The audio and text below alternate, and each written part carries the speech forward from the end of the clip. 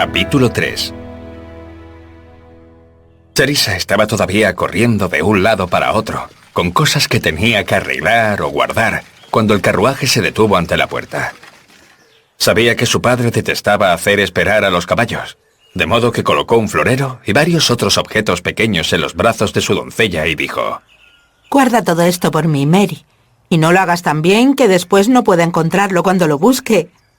Su doncella, que llevaba ya varios años con ella, rió. «Cuidaré de no hacer tal cosa, señorita, y vuelva a casa pronto. La echamos mucho de menos cuando no está. Como yo echo de menos también a todos los de esta casa». Cuando Charissa iba al priorato, nunca se llevaba a su doncella. A las doncellas del priorato, que la conocían desde niña, les gustaba atenderla a ellas mismas. Su padre se llevó a su ayuda de cámara, ya que se negaba a ir a alguna parte sin él. Wilkins se había adelantado ya con el equipaje. Tendría todo listo para su padre tan pronto como llegaran. Charissa tomó el sombrero de ala ancha que combinaba con el vestido que se había puesto y bajó corriendo la escalera. El coronel esperaba en el vestíbulo. «¡Vamos, vamos!», dijo en el tono de voz que ella llamaba tono de regimiento. «Tenemos esperando a los caballos». Charissa se limitó a sonreír. De cualquier modo, bajó corriendo la escalinata y entró en el carruaje abierto.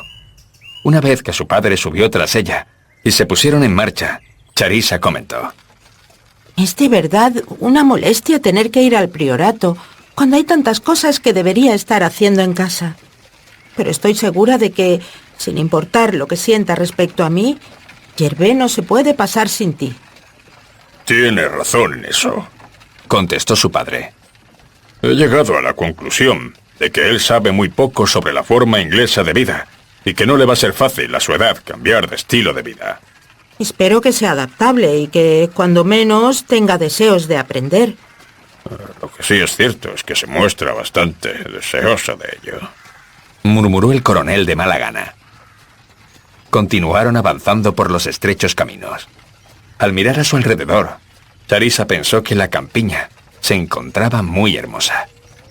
Le encantaba en la primavera, cuando había narcisos, primorosas y violetas por todas partes. Le encantaba también ahora, en el verano. Las abejas zumbaban entre las madreselvas y las cosechas se mostraban doradas en los campos. Sabía bien que se debía exclusivamente a su padre que las cosechas de Modlin fueran casi tan buenas como las suyas propias. Gervais debe estar muy agradecido con papá, pensó. Los caballos habían llegado a las afueras del pueblo. Cuando lo hicieron, el vicario salió corriendo de la puerta de su casa, sacudiendo los brazos. Sin que necesitaran decírselo, el cochero detuvo los caballos. El vicario era un hombre de edad madura, con el cabello que empezaba a volverse gris en las sienes. Se acercó al carruaje. «Pensaba ir a visitarles ahora mismo, coronel», dijo. «Lo siento, vicario», se disculpó el coronel. «pero a Charissa y a mí nos han invitado a alojarnos en el priorato, y hacia allá nos dirigimos ahora». El vicario parecía tan preocupado que el coronel preguntó: «¿Por qué deseaba usted verme? ¿Es importante?»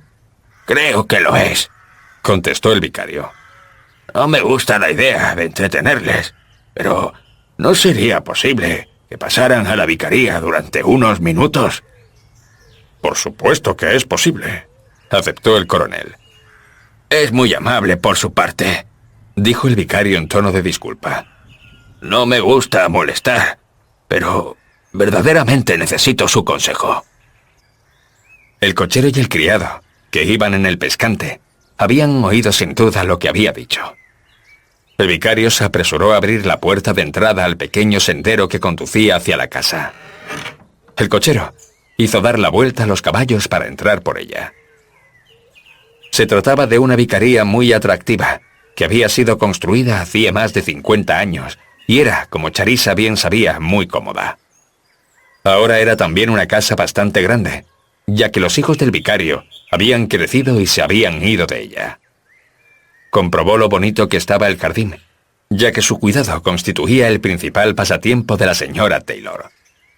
Cuando entraron en el vestíbulo, percibieron la fragancia de las rosas, procedentes de un arreglo que había sobre una de las mesas. La habitación a la que les condujo el vicario tenía también varios jarrones con flores. Se trataba de su santuario particular, el lugar donde escribía sus sermones. Las paredes estaban cubiertas de estanterías con libros, y hasta un año antes, el vicario había sido su profesor de literatura inglesa. Era un hombre en extremo inteligente, y a Charissa le había encantado tomar clases con él. Casi siempre terminaban en discusiones, no solo a propósito de literatura inglesa, sino de cuanto tema fuese posible imaginar. Con frecuencia, Charissa se consideraba muy afortunada de tener a alguien en el pueblo que pudiera decirle muchas cosas que ella deseaba saber. No solo sobre el mundo actual, sino sobre todo el desarrollo de la civilización, desde sus inicios mismos. En realidad, ella había visto al vicario temprano aquella misma mañana. Fue cuando se acercó al pueblo con el objeto de comprar algo en la tienda, que disponía de todo cuanto alguien pudiera necesitar. Esa fue la razón de que el vicario no la hubiera saludado de nuevo. Ahora, mientras ella se instalaba en una cómoda silla, el vicario le dijo: «Tendrás que perdonarme, Charissa, si estabas impaciente por llegar ya al priorato». No tengo ninguna prisa, replicó Charissa. De hecho, si somos sinceros, ni papá ni yo tenemos realmente tiempo para estar allí. Al decir eso, advirtió que el vicario no la escuchaba.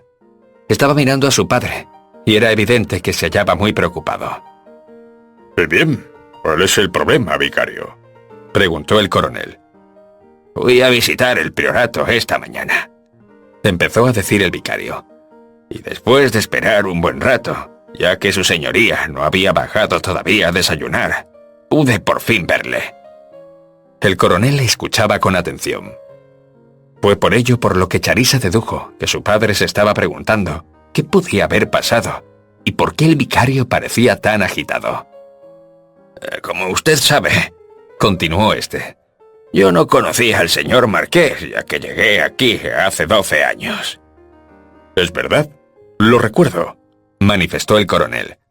«Todos hemos pensado desde entonces que fue una gran suerte para nosotros que hubiera sido enviado a este lugar».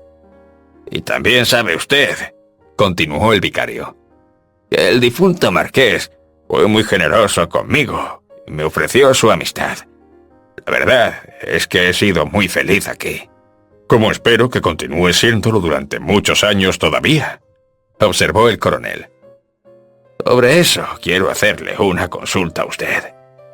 El coronel pareció sorprendido.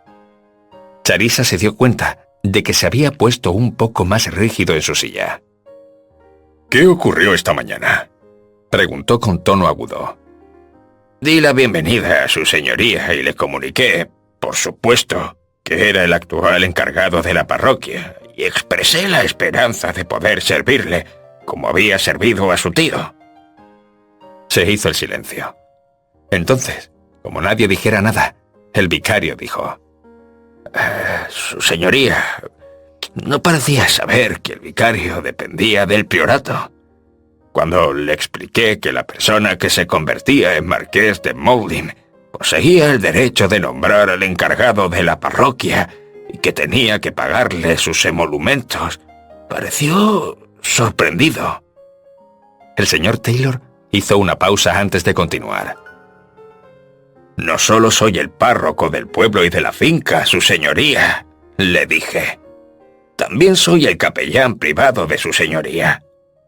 Él me miró con fijeza, pero no habló, y yo continué diciendo: «El tío de su señoría asistía a los servicios que se celebraban en la iglesia de nuestra parroquia, y siempre leía parte del servicio». «¿Leía parte del servicio?», preguntó su señoría. «Sí, su señoría», contesté yo. «Es una tradición que se remonta varias generaciones atrás». «Sí, por supuesto», exclamó el coronel. «Yo pensé que él sabía todo eso». «Después expliqué a su señoría», continuó el vicario, «que una vez al mes celebro el servicio en la capilla del priorato, que es muy amplia, ya que no siempre es fácil para toda la gente de la casa, sobre todo cuando hay huéspedes, asistir al servicio en la iglesia de la parroquia». Yo siempre he considerado ese arreglo muy sensato. Opinó Charisa. Algunas de las doncellas son ya demasiado viejas para asistir a la iglesia y volver corriendo a la casa cuando hay tantas cosas que hacer, tanto por la mañana como por la tarde. Iba yo a explicar todo eso a su señoría, reconoció el vicario. Cuando él me dijo que iba a traer de Francia a su propio capellán privado. Por un momento, tanto el coronel como Charisa se quedaron mudos de asombro. Inmediatamente después el coronel preguntó: ¿Su propio capellán privado? ¡Santo cielo! ¿Piensa usted que, debido al tiempo que ha vivido en Francia, el marqués pueda ser católico? Nunca se me había ocurrido tal idea. Él no lo dijo así. No me dijo que lo fuera, murmuró el vicario. Simplemente me comunicó que ya no eran necesarios mis servicios en el priorato. Pareció más preocupado que nunca cuando continuó. Tengo la impresión, coronel, de que intenta poner en mi puesto a un capellán privado. No, por supuesto que no podría hacer eso, se opuso el coronel. Sus servicios son indispensables para todo el pueblo, y todos en los alrededores están muy encariñados con usted. Eso es verdad, intervino Charisa. Creo que habría una revolución si Gervais sugiriera su marcha. Debo enfatizar, dijo el vicario con rapidez, que su señoría no dijo que deseaba que me fuera. Solo sentí que esa era la idea que tenía en mente cuando empezó a hablar de su capellán. ¿No dijo si era francés o inglés?, preguntó el coronel. El vicario movió la cabeza de un lado a otro. El coronel se quedó pensativo un momento. Luego dijo: Deje este asunto en mis manos. Explicaré a Gervais lo indispensable que es usted, no solo para quienes viven en la finca, sino también en la aldea. De hecho, le diré que su buena reputación se ha extendido por todo el condado. Meditó un momento antes de continuar. El condestable en jefe, el general Sir Mortimer Stanbrook, me estaba diciendo apenas hace unas cuantas semanas que el discurso que pronunció usted durante la cena anual del condado fue uno de los mejores que ha escuchado en su vida. Eso es muy satisfactorio para mí, dijo el vicario. Como usted sabe, coronel, tanto mi esposa como yo nos sentiríamos muy desdichados si tuviéramos que irnos de aquí. El coronel se puso de pie. Déjemelo todo a mí, calmó al vicario. Gervais no entiende las costumbres inglesas, y yo me aseguraré de que no interrumpa los servicios mensuales en la capilla. Dejaré también en claro que a usted lo necesitamos todos. Yo sabía que podía confiar en usted, coronel, comentó el vicario en tono de alivio. Extendió la mano y el coronel la estrechó. Ahora no se preocupe, dijo este. Como todos sabemos, el nuevo marqués tiene costumbres francesas y se está precipitando en numerosos sentidos.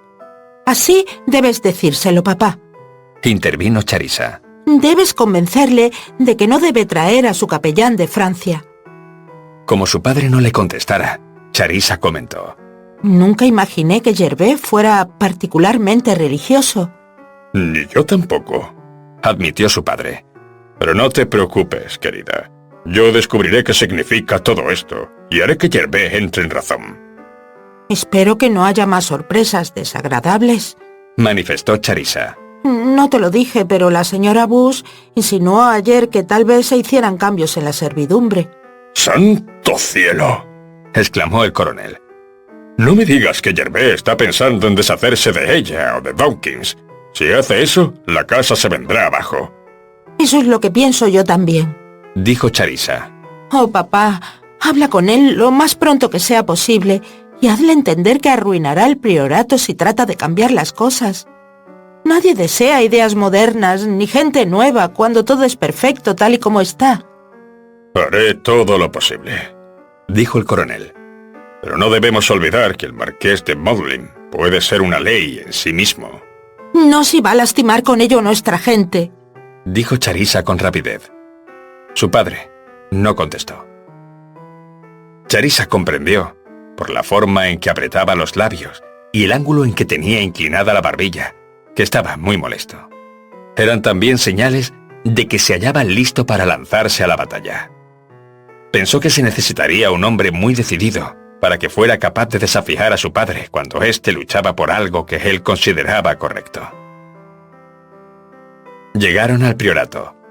Cuando subieron la escalinata, el marqués apareció en la puerta del vestíbulo para darles la bienvenida. «Es muy agradable que hayan vuelto», dijo, «y no se aburrirán conmigo solo, porque 2 de mis amigos han llegado de París. Están deseosos de conocerles, y creo que les parecerán tan divertidos e interesantes como me parecen a mí». Los condujo al salón, donde se encontraban otras 2 personas, un hombre y una mujer. Al tiempo que caminaba hacia la mujer, Charissa pensó que nunca había visto a nadie tan elegante y al mismo tiempo tan fuera de lo común. «Ariste, querida mía», estaba diciendo el marqués, «permíteme presentarte a mi bella prima, Charissa Templeton, y a su padre, el coronel Naylor Templeton, que me está ayudando a cumplir con mis nuevas responsabilidades». La dama extendió la mano mientras el marqués continuaba. «Madame Ariste Dibus, una de mis más antiguas y más queridas amigas». Encantada de conocerla, dijo Madame Dibus a Charissa. Levantó la mirada para observar al coronel por debajo de sus largas y oscuras pestañas, diciendo: Y desde luego, coronel, Gervais ha estado ensalzando sus virtudes. Puedo comprobar a primera vista que estaban plenamente justificadas. Hablaba un buen inglés, pero con un acento indefinible. Charissa se dio cuenta de que la forma en que hablaba a su padre y le miraba era francamente coqueta. No era exactamente bonita, sin embargo, poseía un encanto innegable. El marqués, entonces, se dirigió al joven que se encontraba al lado de Madame Dibus. «Y aquí está otro viejo amigo», dijo, «que es de mi misma edad y ha sido casi un hermano para mí. El coronel Jean de Soissons y yo fuimos juntos a la escuela. Y naturalmente, ambos salimos de ella con altas calificaciones». El conde estrechó la mano de los recién llegados. Luego, mientras Madame Dibus hablaba con el coronel, este se dedicó a Charissa. «¿Es usted preciosa?», exclamó. «¿Conquistaría todo París desde el momento en que pusiera un pie allí?». Me siento muy feliz en Inglaterra, contestó Charissa. Aunque tal vez ustedes la encuentren muy aburrida. No, si está usted aquí, le aseguró el conde. A ella le pareció muy atrevida la forma en que la miraba. Se alejó de él, hacia su padre, quien había sido llevado a través de la habitación por Madame Dibus. Se hallaban de pie frente a una ventana, y él estaba mostrando la belleza del jardín. El marqués se encontraba junto a las mesas de las bebidas, sirviendo copas de champán. Charissa esperaba que sirvieran el té. Se preguntó ahora si esa sería una costumbre demasiado inglesa como para ser aceptada por el marqués. Tal vez había ordenado a Dawkins que no trajera la magnífica bandeja de plata con su servicio de estilo georgiano. Eso significaba que no habría deliciosas empanadas, ni emparedados, ni pastelillos o dulces de brandy. Consideraba todo ello como parte de las costumbres tradicionales del priorato. Gervais cruzó la habitación con una copa de champán en cada mano.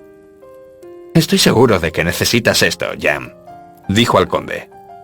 «Y una copa te sentará bien, Charissa». Gracias. No, contestó Charissa. es demasiado temprano. Prefiero un poco de limonada. creo que está usted cometiendo un error, advirtió el conde. Este es un champán de una cosecha especial que acabo de traer de Francia, a solicitud de mi amigo Gervais. Y le aseguro que vale la considerable cantidad de francos que costó. Charissa permaneció callada. Estaba pensando que Gervais empezaba ya a tratar de depender de su padre. Y era muy criticable, entonces, que gastara en bebidas lo poco de que disponía.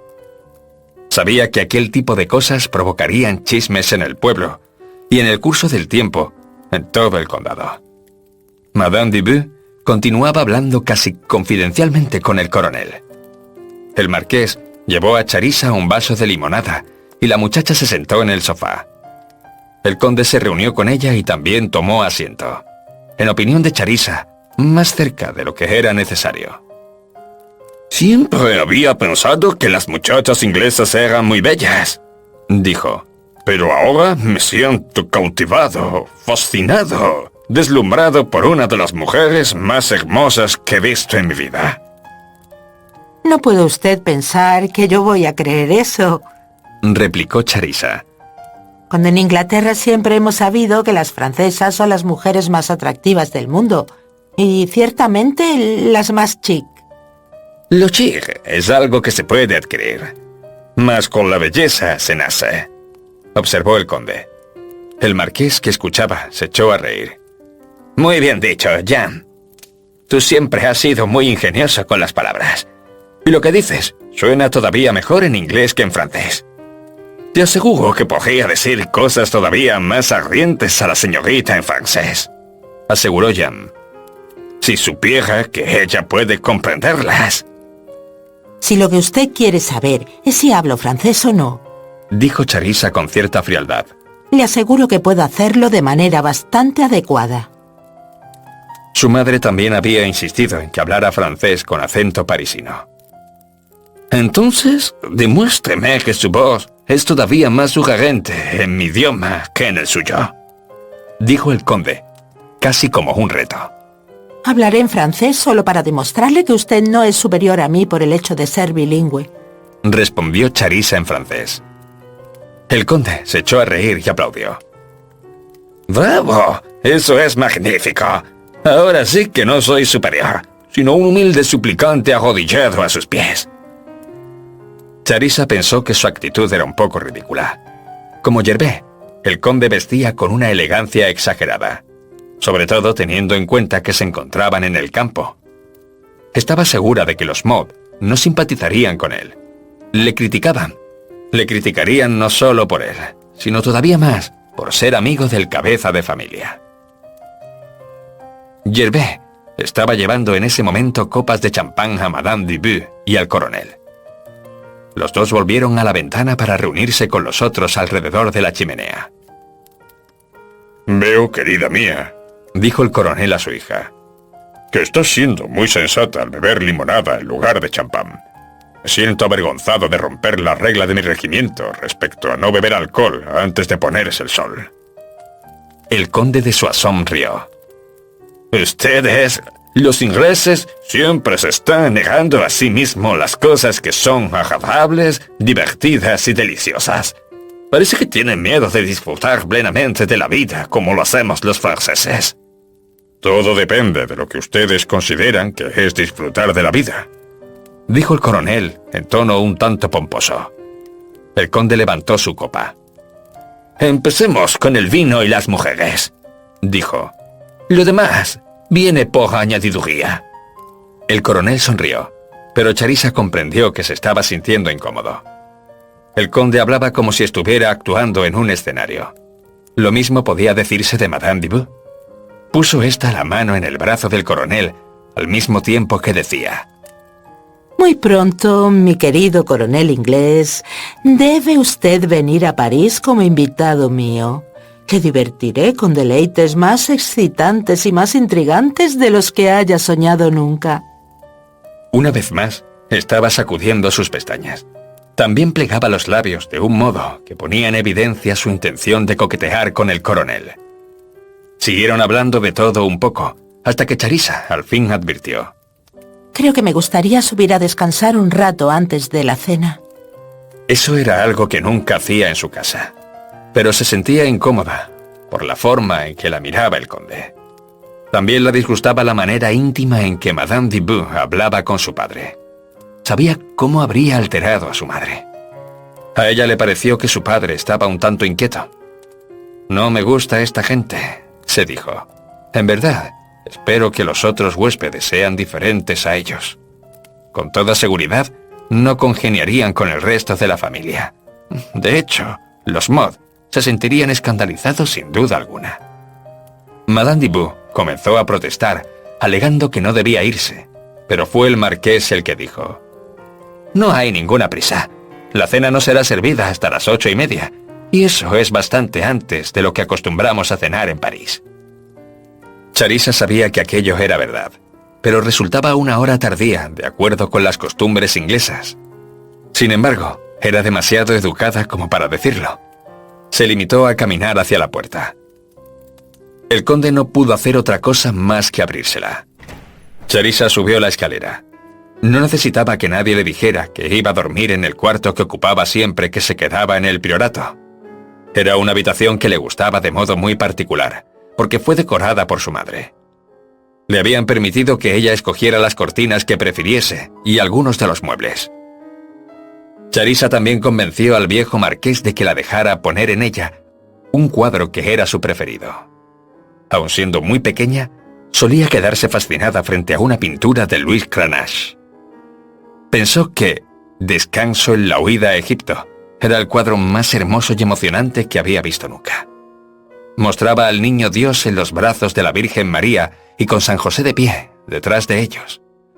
Alrededor de estas figuras, volando o corriendo por el suelo, aparecían varios ángeles con las alas extendidas.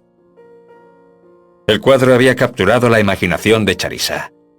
Cuando el marqués le permitió que lo instalara en su dormitorio, se quedaba acostada y lo contemplaba largo rato todas las mañanas, mientras que por la noche decía sus oraciones frente a él. El dormitorio mismo se hallaba situado en la parte más antigua del priorato. Los muros estaban cubiertos con paneles de madera, pintados de blanco. Todos los demás en la habitación eran en colores que combinaban con el cuadro de Cranach. Las cortinas, del tono azul profundo de un manto de la Madonna. El rosa, el azul, el color del suelo donde la Sagrada Familia descansaba, podía encontrarse en la alfombra tejida de forma exquisita. Los cortinajes de la cama caían de una corola dorada en la que figuraban también algunos ángeles. Al entrar en la habitación, Charissa advirtió que los jardineros la habían llenado de todas sus flores preferidas. Las azucenas se encontraban colocadas a cada costado de la chimenea, y en la cómoda, los floreros estaban repletos de rosas blancas. Todo parecía exactamente igual a como lo encontraba cada vez que se alojaba en el priorato. La única excepción era la existencia, sobre el tocador, de un florero con orquídeas similares a las que el marqués le había enviado a su casa. Al mirarlas, recordó que no le había dado las gracias por ellas. Era algo por lo que debía disculparse cuando bajara a cenar. Había subido antes de lo que planeara. La anciana doncella Bessie, que generalmente cuidaba de ella, entró en la habitación disculpándose. Oh, creí que todavía estaba usted abajo, señorita Charissa, pero es muy agradable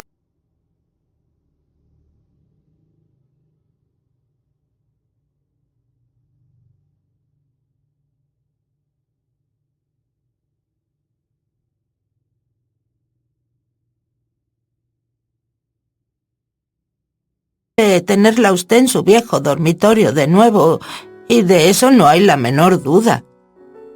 A mí me alegra mucho verte de nuevo también, Bessie, dijo Charissa. ¿Cómo estás? Muerta de cansancio, señorita, y esa es la estricta verdad, contestó Bessie.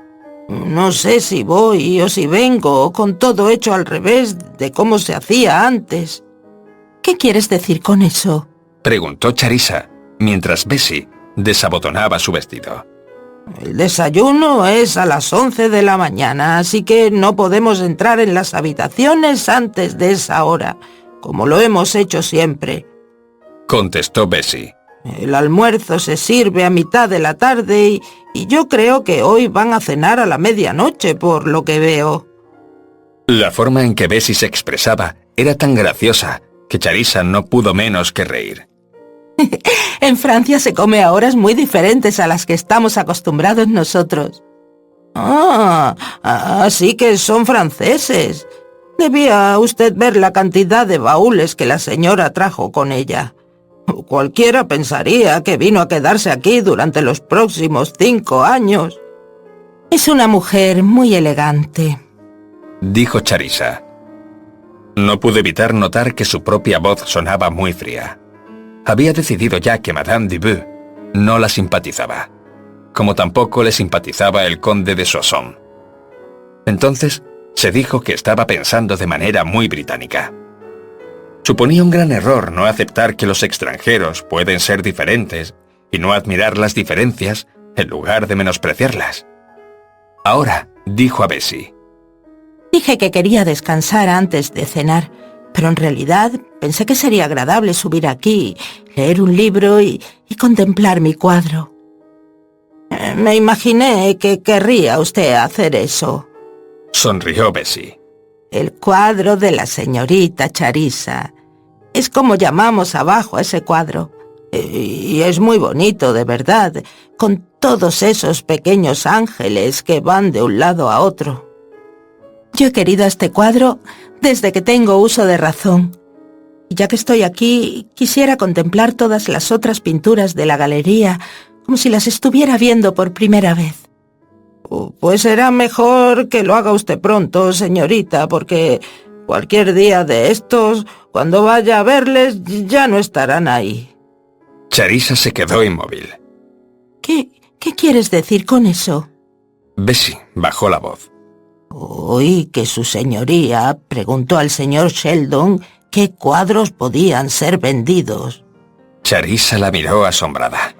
¿Vendidos?, exclamó. Sin duda él sabe que pertenecen al marquesado, no al marqués en lo personal, como todo lo demás que hay en la casa. Pues su señoría parece que dijo: debe haber algunas cosas que no estén en ese maldito inventario. Al decir eso, Bessie se llevó los dedos a los labios.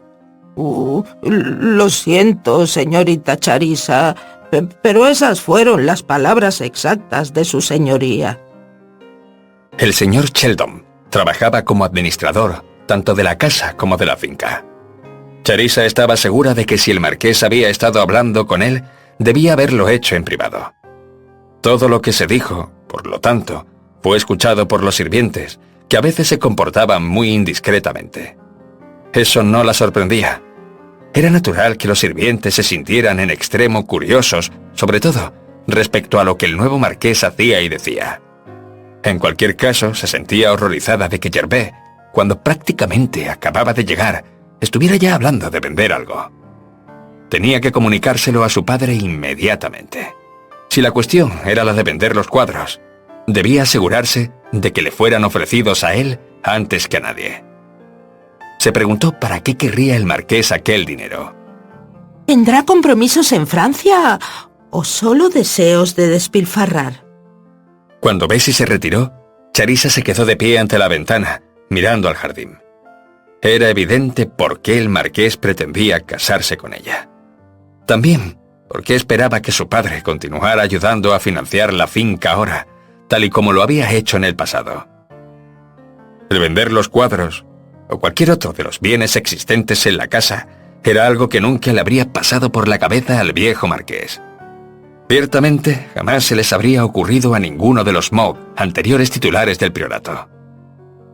La casa y todo su contenido supuso para ellos un tesoro sagrado que les había sido confiado posiblemente por el azar. Todo pasó de una generación a la siguiente a través de los siglos. Si se habían tenido que privar de algunos lujos, tales como buenos caballos, carruajes, una casa en Londres y fiestas costosas, ni por un momento pensaron que podían vender lo que pertenecía a su herencia para disfrutar de ellos. Tenían que pasarla al siguiente heredero, en el mismo estado de perfección en que la habían recibido. Papá debe de tenerle, pensó. Entonces se preguntó si sería posible para el coronel hacer eso. Volvió desde la ventana hacia el centro de la habitación para levantar su mirada hacia su cuadro. Como hiciera de niña, se imaginó que era uno de los angelitos que revoloteaban en torno al niño Jesús. Lo estaban adorando y protegiendo al mismo tiempo. Eso es lo que tienen que hacer ahora, dijo, proteger al priorato y todo lo que hay en él. Sintió el anhelo repentino de rezar, y deseó estar segura de que sus oraciones serían escuchadas. Bessie la había dejado cubierta con una linda bata de noche, que hacía juego con el camisón que tenía puesto. Pensó que le llevaría solo unos minutos bajar a la capilla. Quería rezar allí como lo había hecho siempre que se alojaba en el priorato. En realidad, existían 2 capillas en Modlin. Una era la capilla grande, que fue construida por los monjes y que podía admitir con facilidad a más de 100 de personas. Pero también había una capilla, erigida sobre la tumba del primer abad. Era diminuta, de hecho solo 12 de personas podían orar en ella con comodidad. Como se utilizara muy pocas veces, Charissa casi siempre acudía a ella, pues sentía que los monjes que continuaban vigilando todo lo que sucedía en el priorato se alegraban de que no hubiera sido olvidada. Bajó una pequeña escalera situada al fondo del edificio principal. Desde allí, un pasillo conducía a la capilla. Llegó a esta y abrió la puerta. El sol de la tarde entraba a través del hermoso emplomado. El resto de la capilla, que no tenía ventanas, estaba sumido en la penumbra. No había flores, como Charissa sabía que debía haberlas en la capilla grande. Al caminar hacia el altar, el sol le daba en los ojos. Sintió como si la luz dorada viniera del cielo, para darle la bienvenida. Llegó hasta el altar y se arrodilló. Levantó la mirada esperando ver la hermosa y antigua cruz de oro, con sus piedras preciosas engarzadas en ella, que se creía perteneció al primer abad. No pudo verla. Pensando que tal vez se debía al sol que le daba en los ojos, subió una mano para hacer sombra sobre ellos. Así pudo observarlo todo con más claridad. Fue cuando descubrió que la cruz había desaparecido, como habían desaparecido los 6 candelabros de oro que siempre se encontraban a su lado.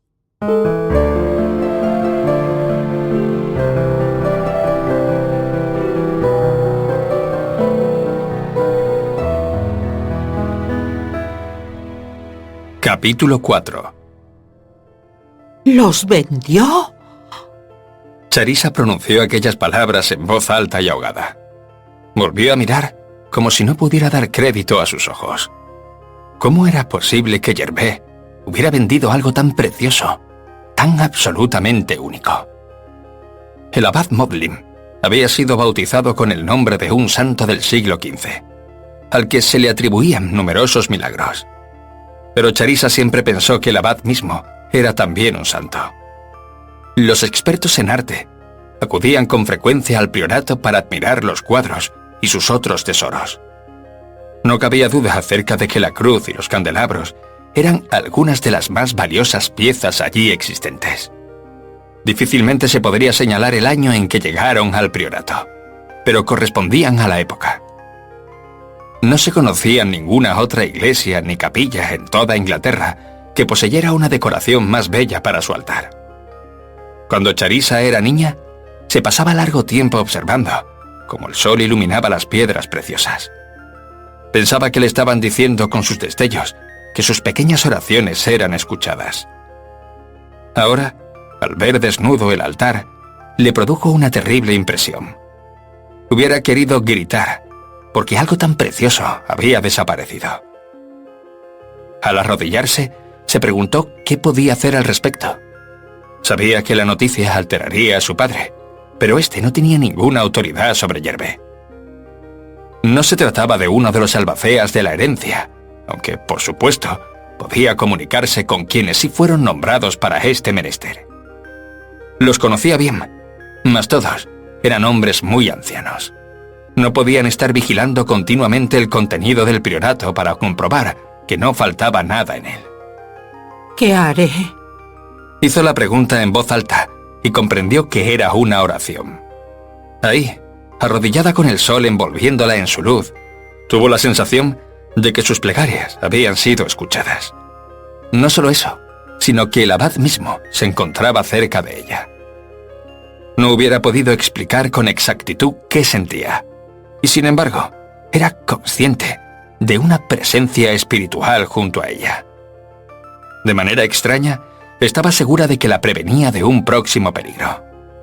No lo entendía, pero la advertencia se encontraba definitivamente allí. Podía sentirla, como había sentido el acceso de repugnancia cuando Gervais la besó en la mano.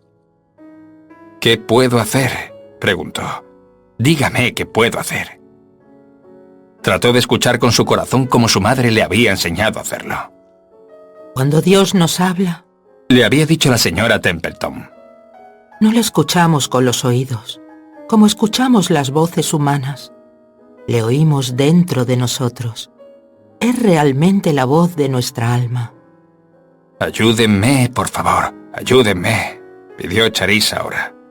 Sintió, para su sorpresa, que el abad le estaba diciendo que por el momento no debía hacer nada. Papá podría convencerle de no vender algo tan inapreciable, discutió en su mente. De nuevo sintió la advertencia. Había peligro, y ella no debía hacer nada. Solo estar preparada y, desde luego, rezar mucho. Charisse no alcanzaba a comprender el mensaje. Se cubrió el rostro con las manos, como si quisiera aislarse del sol. Seguidamente, rezó devotamente, con todo su ser, pidiendo al cielo que el priorato no fuera dañado en forma alguna. Pidió que continuara siendo tan hermosamente santo como había sido siempre. Entonces, al terminar su oración, comprendió que el espíritu del abad, que había estado junto a ella, se había marchado. La luz del sol, sin embargo, continuaba envolviéndola, y de manera extraña, se sintió feliz. Tal vez todo saldrá bien, pensó un poco dudosa. Con lentitud, se puso en pie y recorrió el pequeño pasillo central que separaba los antiguos bancos. Al llegar a la puerta se volvió a mirar. El altar seguía envuelto en un resplandor dorado. Pensó que Dios había enviado la luz del sol para ocupar el lugar de la cruz y los candelabros. Era como si estuviera tratando de asegurarla que seguía al cuidado del priorato. Charisse se quedó largo rato de pie, con la mirada fija en el altar. Con lentitud, subió la escalera y volvió a su dormitorio. Solo cuando se acostó, comprendió que había tenido una experiencia muy extraña. Era algo que pensó que recordaría siempre. Hubiera querido contárselo a su padre, pero si lo hacía, sabía que se preocuparía e incluso se enfurecería. Le horrorizaría la desaparición de la cruz y de los candelabros. Estaba segura, sin embargo, de que el abad quería que ella no dijera nada de eso, que lo guardara en secreto. Todo fue muy extraño, pensó. Al mismo tiempo, sintió como si hubiera sido bendecida. De una cosa estaba convencida. El abad y los monjes proseguían cuidando del priorato. A la mañana siguiente el sol brillaba de forma espléndida. Charisse imaginó que iba a ser un día caluroso. Recordó que Gervais había dicho que quería que fuera a cabalgar con él. Por lo tanto, se puso uno de sus trajes de montar ligeros, de verano, antes de bajar a desayunar. No se sorprendió cuando, al entrar en el desayunador, encontró que la única persona que se encontraba en él era su padre. «Buenos días, queridita», dijo el coronel. «Domkins me ha dicho que Madame desayunará arriba, y nuestro anfitrión no suele estar despierto a estas horas». Charisse rió. Parece extraño que alguien en Inglaterra duerma hasta tan tarde, dijo. Pero supongo que Gervais está acostumbrado a las alegrías de París, que según tengo entendido se prolongan hasta el amanecer. Le pareció que su padre tenía una expresión desaprobatoria. Con rapidez, cambió el tema hacia los caballos. Gervais dijo que quería montar conmigo, comentó. ¿Qué caballo recomendarás para él? Y lo que es más importante, ¿cuál me recomendarías a mí? Su padre empezó a describir inmediatamente las que pensaban que eran las cualidades más notables de los caballos que había comprado para el marqués poco antes de su muerte. Llegaron precisamente aquella semana. Quisiera que Vincent estuviera vivo, suspiró. Era un caballista magnífico, uno de los mejores que he visto en mi vida. Charisse lanzó un leve murmullo de asentimiento, y su padre continuó. Yo siempre pensé que un día, cuando él dejara el ejército y ocupara el lugar que le correspondía aquí, construiríamos una pista de carreras de caballos. Hizo un gesto de resignación antes de proseguir. Es algo que se necesita mucho en esta parte del país. Yo mismo disfrutaría de ella. ¡Qué idea tan maravillosa, papá!, exclamó Charisse. Tal vez a Gervais también le guste. Lo dudo mucho, contestó su padre. Él es un jinete de parque. no creo que tenga mucha experiencia en saltos. Tengo la impresión, aunque es posible que esté equivocado, que no le entusiasman mucho los caballos. Charissa miró a su padre con expresión consternada. Espero que eso no sea verdad. ¿Qué sería del priorato sin sus caballerizas y su notable yeguada? Al decir eso, se preguntó si Gervais vendería los caballos cuando necesitara dinero. Como tal idea la perturbó, dijo a su padre. Estaba yo preguntándome, papá, si piensas realmente ayudarle financieramente. Me parece que Gervais no puede pasar sin ti. Se hizo el silencio. Era evidente que el coronel estaba pensando su respuesta. Al cabo de unos segundos, dijo: No tengo la menor idea de para qué quiere el dinero, Gervais. Para ser sincero, después de lo que Matthews me dijo, no tengo intenciones de darle un cheque en blanco. Comprendo lo que quieres decir, papá, y estoy segura de que tienes mucha razón. Estaba a punto de añadir algo, cuando la puerta se abrió y entró el conde. «Buenos días», saludó. «Ya veo que vengo retrasada, pero no se enfaden conmigo. El sol está resplandeciente, y la señorita se encuentra todavía más hermosa que anoche». No tenía usted por qué haberse apresurado, dijo Charissa. Yo esperaba ir a montar con Gervais, pero he oído decir que no se ha levantado. Creo que lo más probable es que duerma hasta el mediodía, informó el conde. Así que debe usted permitirme ocupar su lugar. Estoy deseoso de ver los caballos. Miró hacia el coronel antes de añadir. Me han contado que su padre contribuyó con ellos, al igual que con algunas de las otras deliciosas posesiones que Gervais tuvo la suerte de heredar. ¿Quién se lo dijo?, preguntó el coronel con voz aguda. Gervais, por supuesto, contestó el conde.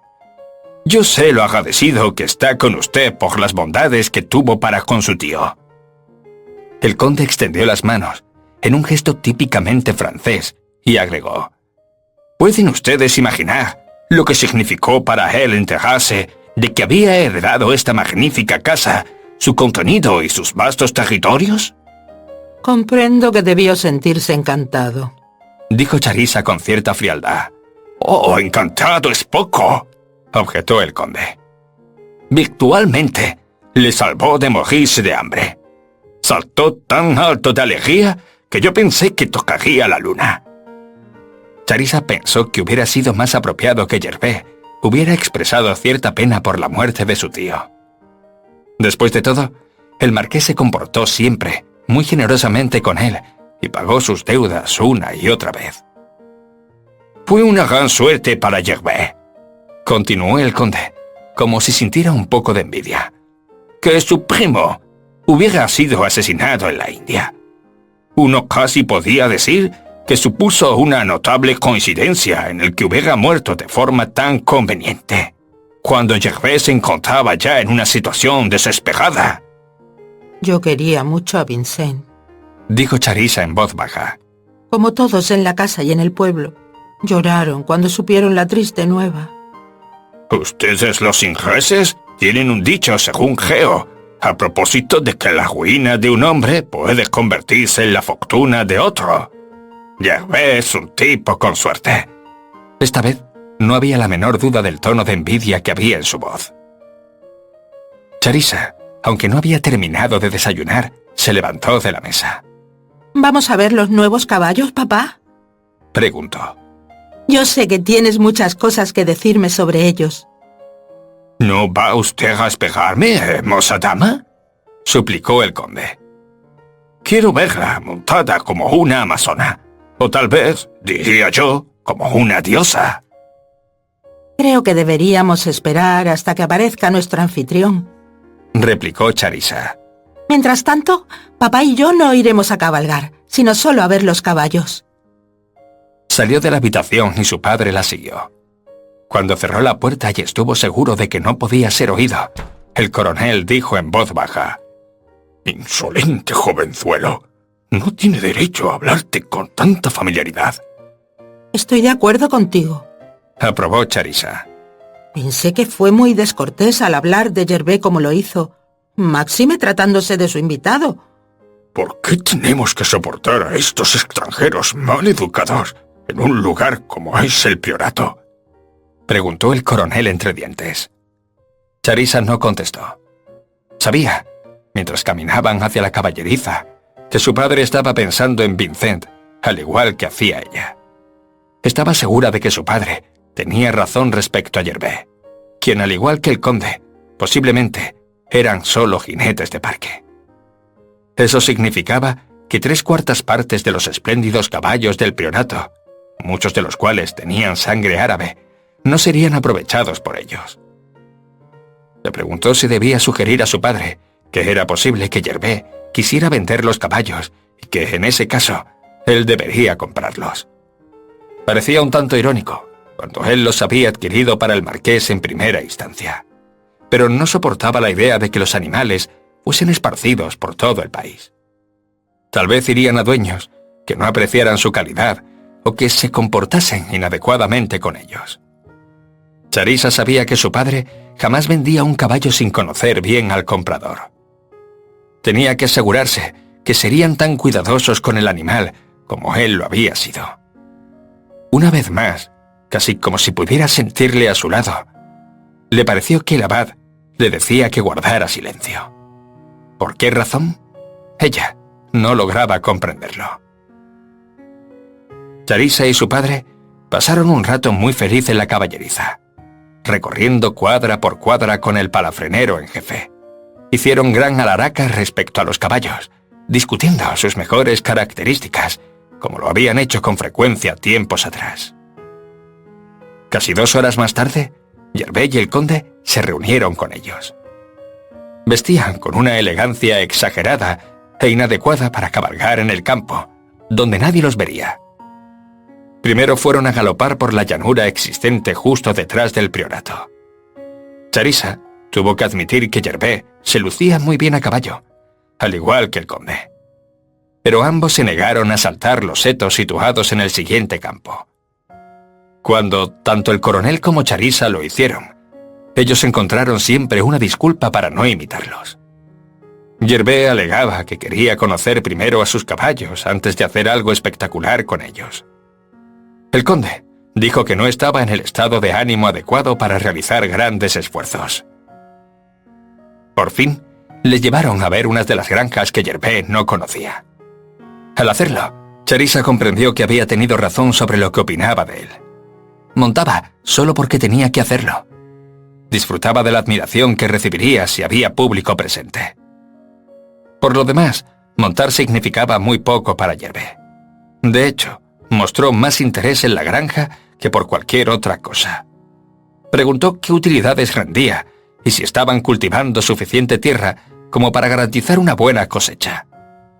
El coronel contestó todas sus preguntas. Charissa se dio bien cuenta que su padre no se sentía contento. Cuando volvieron al Priorato, Madame Dubout los esperaba abajo. Estaba todavía más elegante que el día anterior. Sin embargo, sus labios pintados de rojo y sus pestañas llenas de maquillaje se hallaban fuera de lugar en el Priorato. Les recibió en el vestíbulo. Besó a Gervais y al conde afectuosamente antes de saludar al coronel. Me perdí por simple pereza verle montar, mi querido coronel, dijo. Pero es algo que no me sucederá otro día, porque me han dicho que está usted magnífico en un caballo. Había empezado a coquetear de nuevo con él, y antes de que el coronel pudiera contestar, se volvió hacia Gervais para decirle: Tengo buenas noticias para ti, querido Gervais. Nuestros amigos llegarán mañana. Yo sé lo que te va a complacer eso. ¿Todos?, preguntó Gervais. ¡Todos!, confirmó Madame Dubout.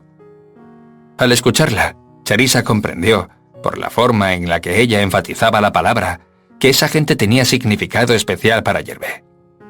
Le pareció, también, que sus ojos oscuros se iluminaban, con una extraña excitación. «Serán muy bienvenidos», dijo. Madame Dubout sonrió. Me imaginé qué es lo que dirías. Entraron en el salón contiguo al comedor. Allí esperaba una botella de champán. Charissa no se sorprendió, pero le pareció extrañamente temprano. Su padre aceptó una copa, como si considerara que sería descortés rechazarla. Advirtió que solo bebió un pequeño trago y después la depositó en una mesa lateral donde pasaría inadvertida. Madame Dibou hablaba con el coronel desplegando su coquetería. Charissa sintió súbitamente que todo aquel ambiente la disgustaba y decidió evitarlo, subiendo a su dormitorio para quitarse la ropa de montar. Por la tarde, Charissa esperaba que irían a pasear en carruaje. Gervais, sin embargo, alegó que hacía demasiado calor. Ella, por lo tanto, dejó al grupo y subió a la galería de las pinturas. Casi tenía miedo de encontrar huecos vacíos en lugares ocupados por maravillosos cuadros. Para su alivio, todos seguían en su sitio. Pensó que ni siquiera Gervais se atrevería a vender un tesoro retenido por ley como parte del legado de la familia. Sabía que su padre tenía una copia del inventario del contenido total del priorato. Ella nunca se había molestado en examinarlo con mucho cuidado. Siempre pensó que todo formaba parte del lugar y que jamás nadie sugeriría sacar algo de él, y mucho menos para venderlo. Estaba mirando un retrato particularmente bueno del segundo marqués realizado por Van Dyck, cuando oyó que alguien se acercaba a la galería. Se volvió con la esperanza de que fuera su padre. Sin embargo, fue Gervais quien avanzó hacia ella. Cuando llegó a su lado, Charissa dijo sin mirarle: Estaba admirando este maravilloso retrato que pintó Van Dyck del marqués que trajo al priorato los muebles Luis XVI, procedentes de Versalles. Con razón, tantas de las cosas que hay aquí me parecían familiares, exclamó Gervais. Charissa le miró asombrada. ¿Es que nunca has leído la historia de los Mohawk? Preguntó. Hay muchos relatos diferentes, pero el mejor de todos es uno que fue publicado hace unos 15 años. Supongo que debo leerlo alguna vez, dijo Gervais con indiferencia. Debes leerlo ahora, inmediatamente, exclamó Charissa. Después de todo, puedes estar muy orgulloso de tus antepasados. Existe también una historia relacionada con casi todo lo que hay en esta casa. Creo que es tu deber enseñarme lo que debo saber, replicó Gervais. ¿Cuándo vas a casarte conmigo, Charissa? Inmediatamente, Charissa recordó que se había prometido a sí misma tener el cuidado de nunca estar a solas con él.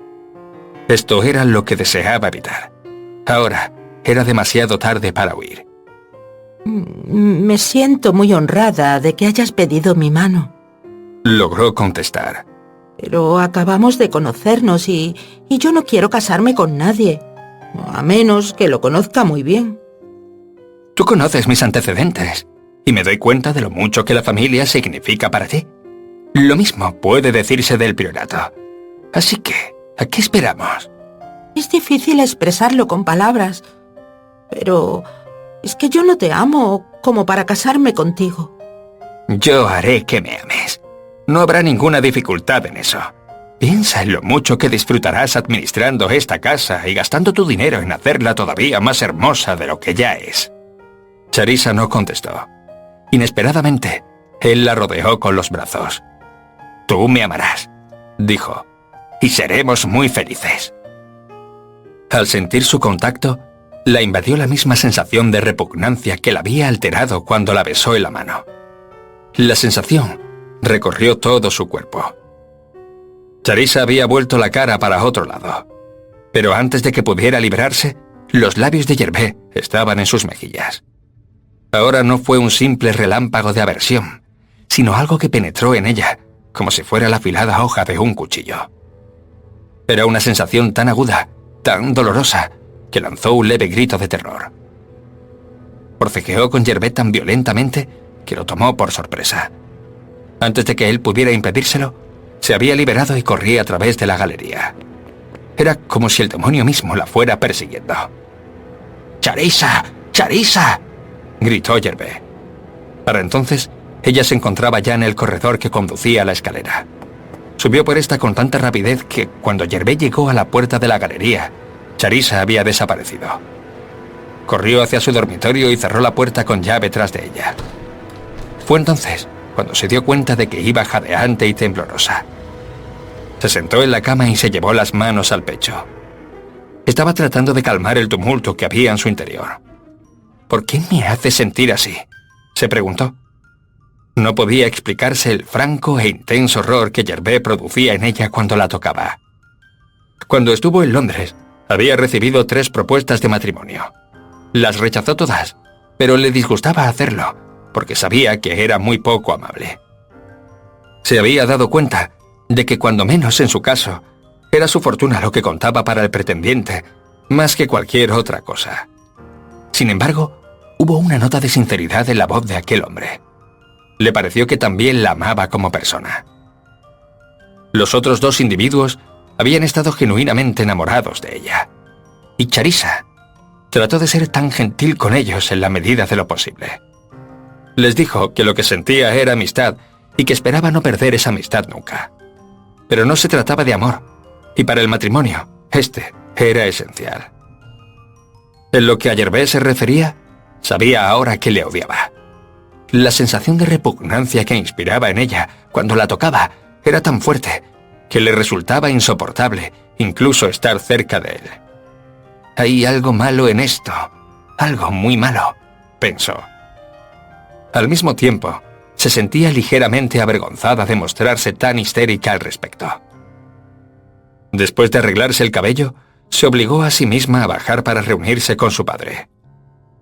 Tal y como esperaba, todavía estaba siendo monopolizado por Madame de Bou. Sin dudarlo, retó al conde a una partida de backgammon. Él se mostró feliz de jugar con ella. Cuando más tarde Gervais volvió al salón, había una expresión en sus ojos que Charissa no pudo comprender. Cuando rechazó a los otros hombres, estos la miraban con una expresión suplicante. Era evidente que esperaban que ella cambiara de opinión. Sin embargo, tuvo la incómoda sensación de que había algo duro en la expresión de Gervais. Sintió que estaba decidido a salirse con la suya. Para salvarse, ella tendría que luchar. Cuanto más pronto nos vayamos del priorato mejor, pensó. Decidió que debía hablar con su padre a propósito de aquel asunto. Por desgracia, no tuvo oportunidad de hacerlo antes de que subieran a vestirse para la cena. Supo, poco antes de ello, que habían sido invitadas varias personas más. No descubrió a nadie especialmente interesante entre ellas. Eran solo miembros de la familia Mob, en torno a los cuales Gervais estaba haciendo una tremenda alaraca. Parecía querer fascinarlos, de un modo que los obligase a confiar en él. Les pedía su ayuda. Era evidente que estaba tratando de convencerles de que él era el cabeza de familia más encantador y agradable que podían tener. Cuando las damas dejaron a los caballeros, una de las tías de Gervais dijo a Charissa: Estoy muy preocupada, querida niña, de saber los apuros económicos que está pasando el querido Gervais. ¿Te ha dicho eso?, preguntó Charissa. Sí, me lo dijo, contestó la tía. Pero, como comprenderás, queridita, si él no puede pasarme la cantidad que siempre he recibido, no sé cómo voy a sobrevivir.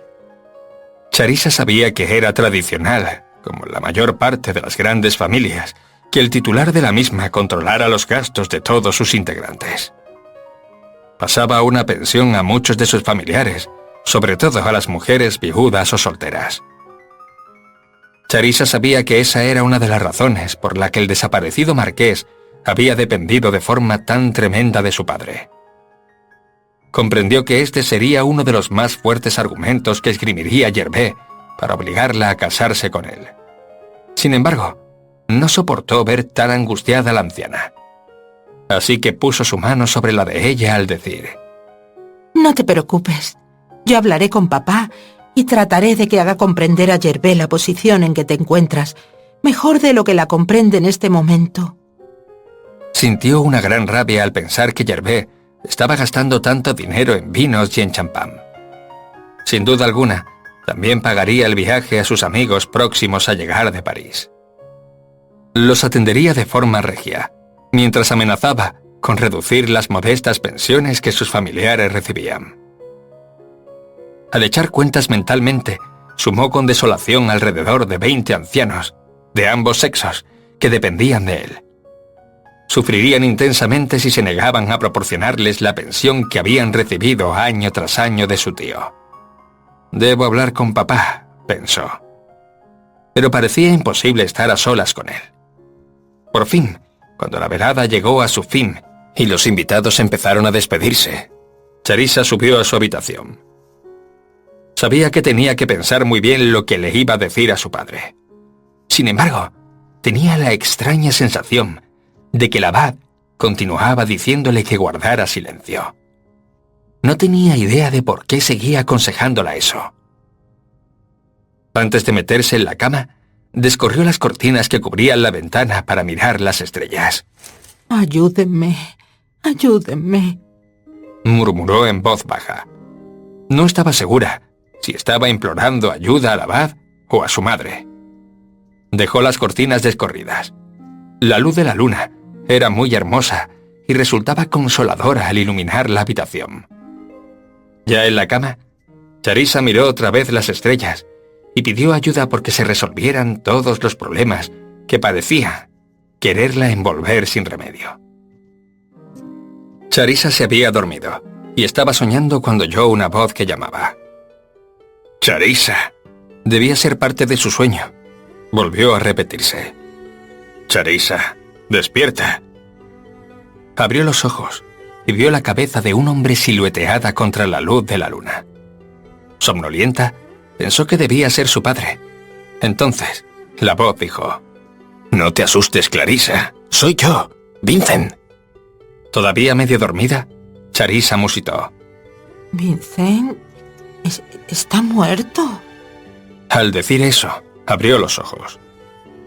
El hombre sentado en su cama inclinó la mirada hacia ella y contestó: «No, Charissa, estoy vivo». Por un momento, ella se limitó a mirarle con fijeza. Luego lanzó un grito.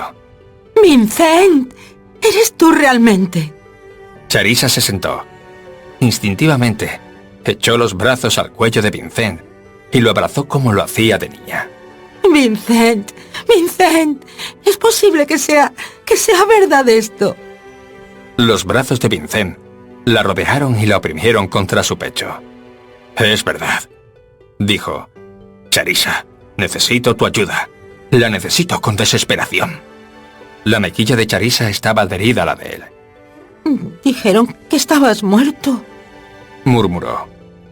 «Oh, Vincent, ¿por qué pensaron que estabas muerto?» «Eso es lo que voy a explicarte», respondió él. La retiró un poco y vio las lágrimas que corrían por sus mejillas. Eran lágrimas de felicidad, porque él estaba allí y estaba vivo. Sacó un pañuelo de su bolsillo y la enjugó los ojos con mucha delicadeza. «Cuando vi que estabas en esta habitación», dijo, «pensé que era justo lo que yo quería. Me había estado preguntando cómo ponerme en contacto contigo». «¿Cómo llegaste hasta aquí?»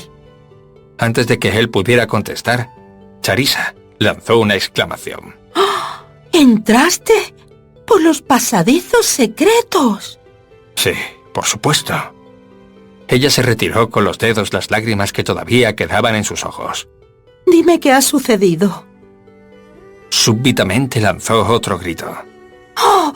¡Oh, Vincent! Entonces, tú eres el verdadero marqués. Y Gervais está haciendo un gran lío de todo. Me lo imaginaba, comentó Vincent en tono sombrío. Pero antes de que te cuente toda la historia, Charissa, y hay mucho que contar, ¿podrías conseguirme algo de comer? Charissa le miró. ¿Tienes hambre? Se me acabó el dinero y no he comido nada desde ayer. Charissa lanzó una exclamación ahogada. Oh, iré a conseguirte algo, aseguró. Mientras tanto... Extendió la mano hacia la mesita de noche.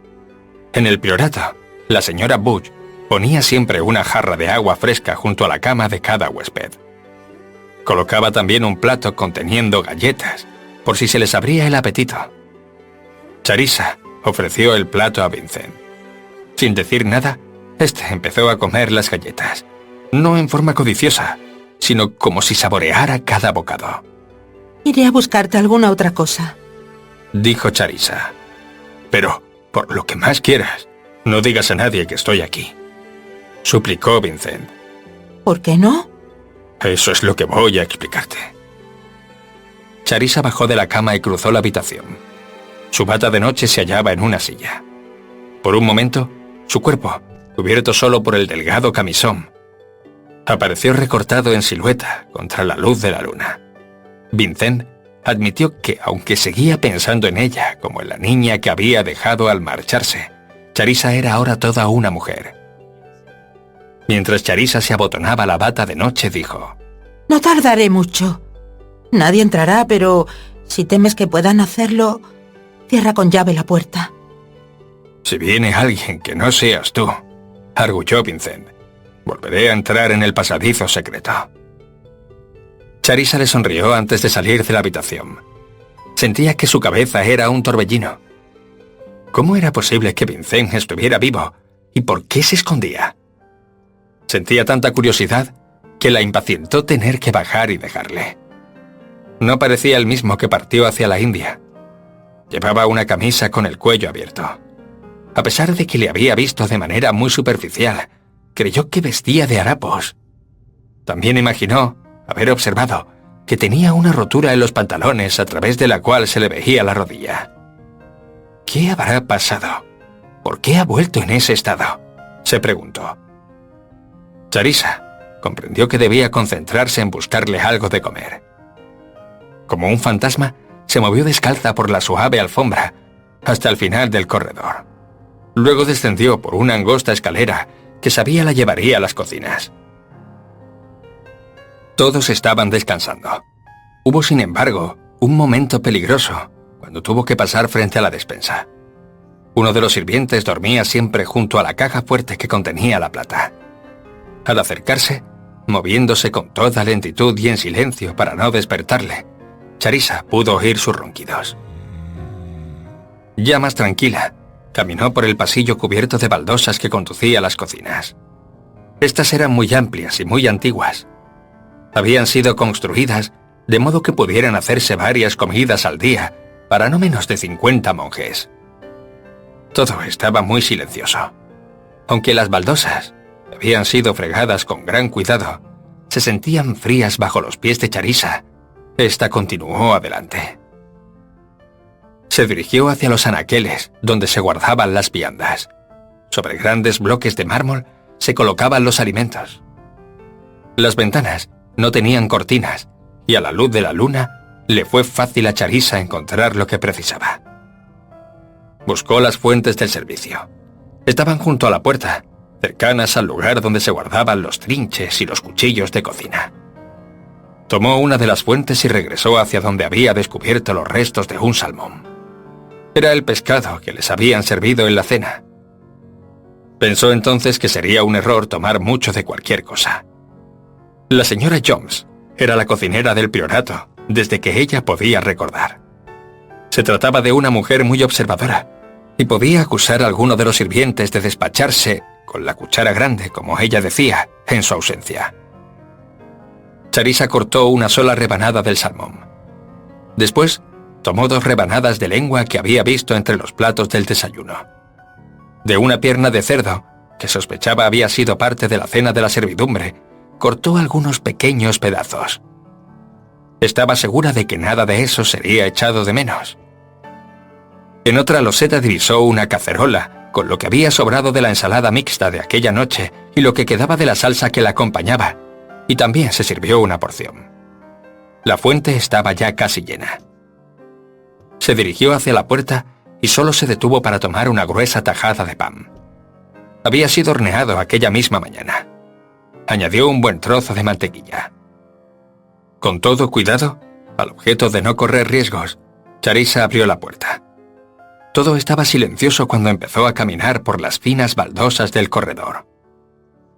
Casi había llegado al comedor cuando escuchó de nuevo los ronquidos del sirviente que dormía junto a la despensa. Pensó que debía de haber quedado algo de los vinos que habían sido servidos durante la cena. Habían servido champán, que también se bebió en el salón. No faltó tampoco lo que ella sabía que era un excelente y costoso vino blanco, así como un clarete de buena cosecha. Sabía que durante la enfermedad del difunto marqués y en los meses que la precedieron, cuando éste empezó a dejar de sentirse bien, las cavas no fueron renovadas. Estaba segura, por lo tanto, de que tanto vino era simple despilfarro por parte de Gervais.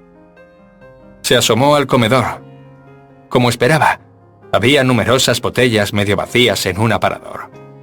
Descubrió también sobre el mismo cuchillos y tenedores limpios. Situó un cubierto completo en la fuente y levantó una botella de clarete. Contenía unas 3/4 partes y consideró que era suficiente. Con lentitud, porque tanto la fuente como la botella le pesaban, subió la escalera por la que había descendido. Lo hizo con mucha lentitud para no tropezar con los bajos de su bata de noche. Su caída no solo produciría mucho ruido, sino que resultaría un desastre para Vincent. Ahora pudo volver a pensar en él. Era casi imposible comprender que se encontraba realmente allí, que no había muerto. Caminó a toda prisa por el pasillo, ya que estaba impaciente por regresar a su lado. Cuando llegó a su dormitorio, iba a bajar la botella para poder abrir la puerta, cuando ésta se abrió desde dentro. Vincent apareció en el umbral, y Charissa entró a toda prisa. Él no dijo nada hasta que cerró la puerta tras ella.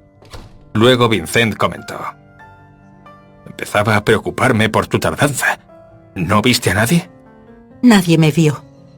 Dijo Charissa.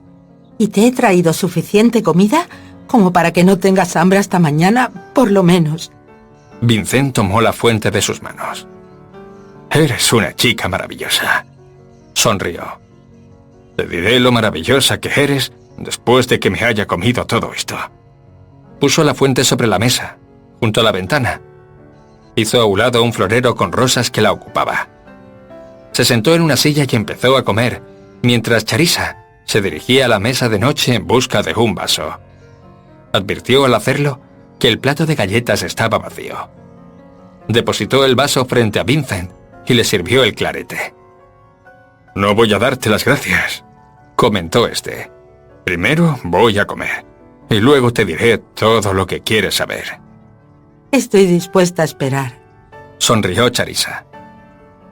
Cruzó la habitación de nuevo y dio la vuelta a la llave para asegurar la puerta. Pensó al hacerlo que era extraño el tener que tomar seguridades en el priorato. Recordó que cuando había estado en la pequeña capilla fue advertida de la existencia de un peligro. Ahora cayó en la cuenta de que tal advertencia no era aplicable a ella, sino a Vincent. Aunque no lo había comprendido entonces, ya no cabía duda de que esa era la razón por la que el abad la había prevenido. Era Vincent quien estaba en peligro. Vincent